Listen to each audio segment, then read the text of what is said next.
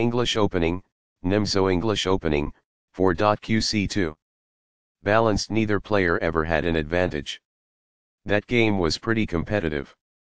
White played a bit better than black in the opening. That was an incredible middle game by both players. Both players had incredible precision in the endgame. The reti is a less common but flexible opening that controls the center with the knight before committing a pawn. The d5 and e4 squares are under the control of nf6, which advances the knight into the center.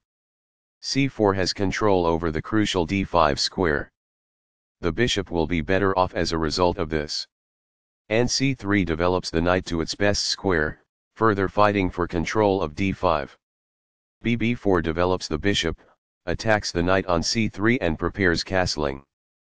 qc2 develops the queen, protects the knight and controls the b1 h7 diagonal. The bishop will be better off as a result of this. A pawn kicks the opposing bishop, forcing it to move or risk being captured. This keeps the material balance in check with good commerce. Recaptures. By positioning the bishop on a potent diagonal, this fianchettos the bishop. The bishop is prepared to grow into a functional square. That's good. Castling gets the king to a safer square, out of the center of the board, while also developing a rook.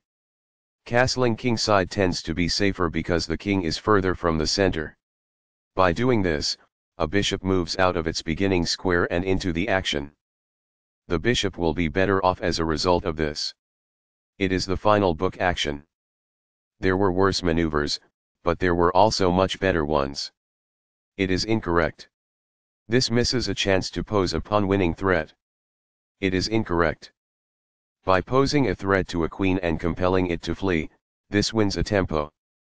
That's good. The queen is now on a square that is more secure.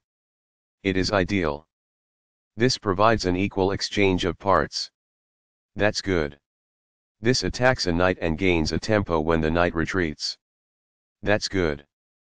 This exchange is fair. It is ideal. It is a fair deal after all captures. That's good. This keeps the material balance in check with good commerce. It is ideal. Recaptures. It is ideal. This protects a rook that was being attacked without any defense. It is ideal. That's a decent move. That's good. Not the finest, this. It is incorrect. This misses a chance to make a pawn-winning threat. It is incorrect. This suggests exchanging items of equivalent value. That's good.